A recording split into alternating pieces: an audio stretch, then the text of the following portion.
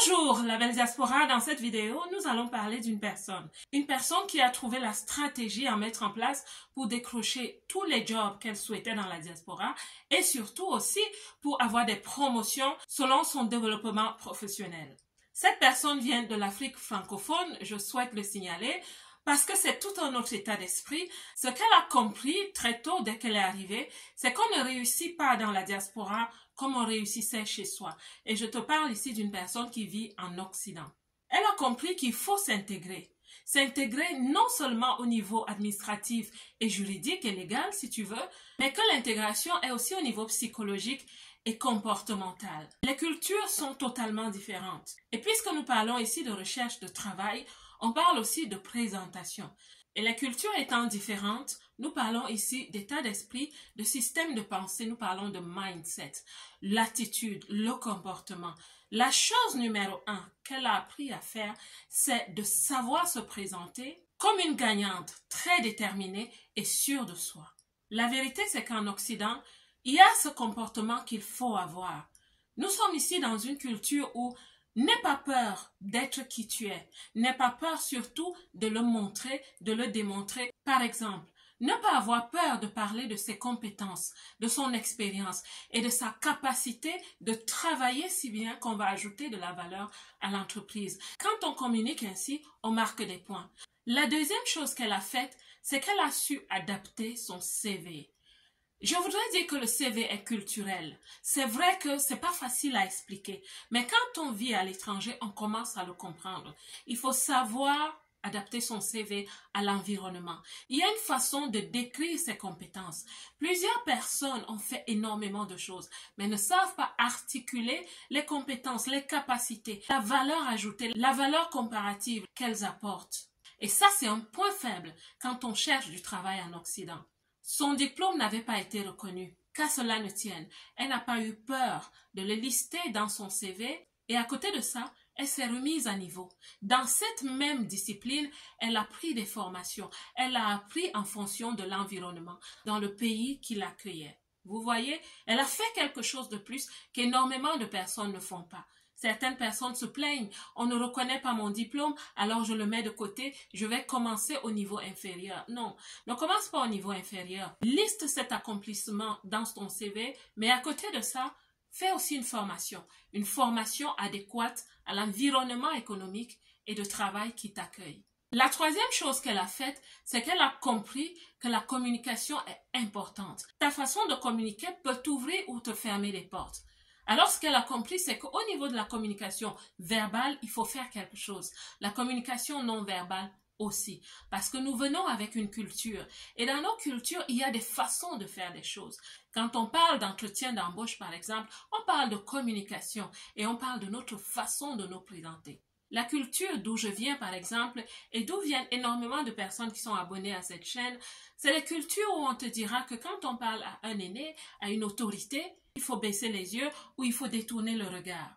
Mais dans les pays qui nous accueillent, ce n'est pas la même chose. Au contraire, l'Occident favorise la culture de l'affirmation de soi. Regarder quelqu'un dans les yeux pendant qu'on lui parle est un signe de crédibilité de l'information que tu lui apportes et un signe de confiance en toi. Cette personne va te regarder avec respect et elle va recevoir. Il y aura une communion entre vous. C'est un échange. Et parlant de culture aussi, le fait d'être à l'heure est très important en Occident en général.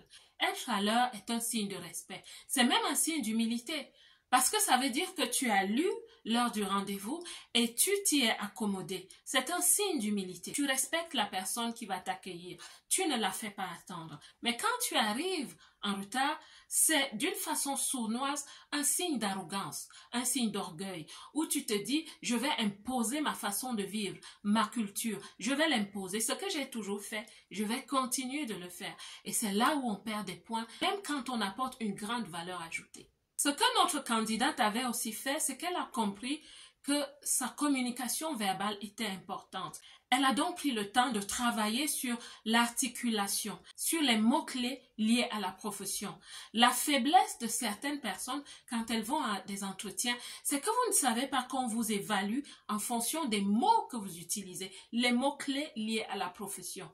Parce que ces mots-clés vont déterminer votre niveau d'étude, votre niveau de réflexion. Donc, elle a fait son travail pour développer son art oratoire, la capacité d'échanger avec les autres, l'aisance de parler, la prise de parole. La prise de parole n'est pas simplement allouée au métier comme les conférenciers, ceux qui sont sur YouTube, pas du tout. Travailler sur la capacité de prendre la parole en public, oui, tu parles avec une personne, mais parfois, quand tu es retenu, tu devras parler devant 2 à 3 personnes. Il est donc important pour toi de maîtriser la prise de parole en public, la capacité d'être persuasive et aussi l'art oratoire. C'est très important, ma belle. À côté de ces aptitudes, ce qu'elle a aussi développé de façon consciente, c'est l'intelligence rationnelle. Vous savez, quand elle débarque, elle était plus émotionnelle, plus émotive, je peux même le dire, et réactive. Elle était un peu du style « what you see is what you get », c'est-à-dire très émotive, elle s'exprimait, cela ne l'aidait pas beaucoup. Cet état d'esprit et surtout cette attitude et ce comportement étaient un écueil pour son développement personnel et sa réussite en Occident. Elle était plus émotive, donc elle a travaillé sur l'intelligence rationnelle. Cette intelligence qui est, disons la vérité, prédominante en Occident. Il faut avoir un plan de route, il faut avoir des objectifs, il faut avoir une vision. Donc quand on s'exprime, ça se voit, ça transparaît. Elle a travaillé sur une intelligence qu'elle n'avait pas. Il y a des personnes qui viennent avec une haute intelligence rationnelle et ces personnes très rationnelles ont dû apprendre l'intelligence émotionnelle. Vous voyez, quel que soit le type d'intelligence dont tu as besoin pour embrasser cette opportunité, développe-la. Pour certaines personnes, c'est l'intelligence créative ou l'intelligence artistique. Vas-y.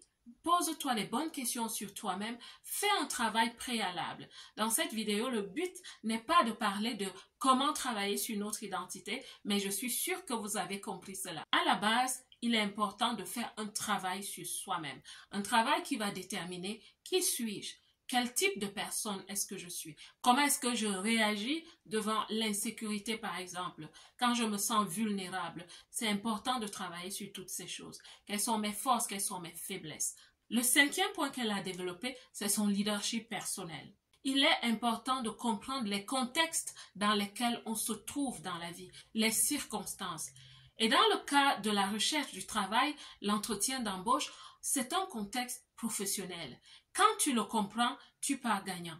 Arriver à l'heure parlera de votre leadership personnel. Ça veut dire que vous êtes une personne qui sait s'organiser. Depuis que vous êtes levé le matin, vous avez fait ce qu'il fallait bien faire afin d'être à l'heure en ce moment-là.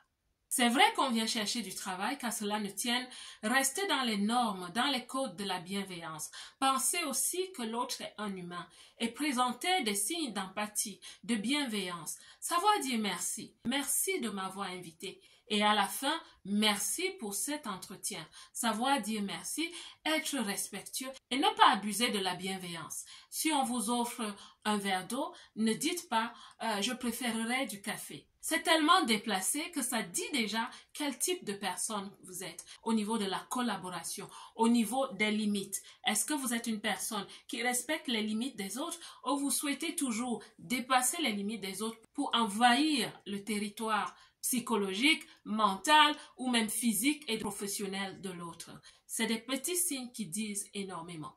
Et ce qu'elle dit aussi, c'est que elle a compris que venant avec un caractère très émotionnel et parfois même très émotif, elle avait tendance à démontrer sa joie, son enthousiasme d'une façon débordante. Mais dans une société rationnelle, il faut comprendre les codes. Apprendre à mesurer la démonstration émotionnelle, émotive, réactive.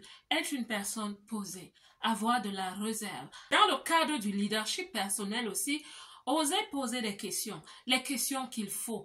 Parce que vous savez, il y a cet espace de questionnement qu'on vous laisse. Généralement, le meneur de l'entretien posera des questions qui sont importantes pour lui ou pour l'entreprise qui le mandate. Moi, j'aime bien poser la question parfois de savoir est-ce qu'il est possible de négocier le salaire? C'est une question que vous devez apprendre à poser parce que c'est tout bénéf pour vous-même. Et j'appelle ça une question très stratégique qui parle vraiment de votre leadership. Voilà donc comment cette personne a réussi à décrocher tous les boulots auxquels elle s'est présentée à l'entretien, mais je vous assure, elle ne s'est pas arrêtée là. Elle avait tellement gagné en confiance en elle-même qu'elle s'est mise à la poursuite des promotions. Et aujourd'hui, cette personne est devenue une femme de carrière. Elle sait où elle va, elle sait ce qu'elle souhaite gagner dans 5 ans environ. Pourquoi? Parce qu'elle a des plans de vie personnels. Elle souhaite réaliser de grandes choses. La belle diaspora, j'espère que cette vidéo va vraiment parler à quelqu'un qui se pose des questions de savoir pourquoi est-ce que je ne décroche pas les boulots que je souhaite décrocher et changer ma vie avec une meilleure rémunération. La belle diaspora, que Dieu vous bénisse. Quant à moi, comme d'habitude, je vous aime.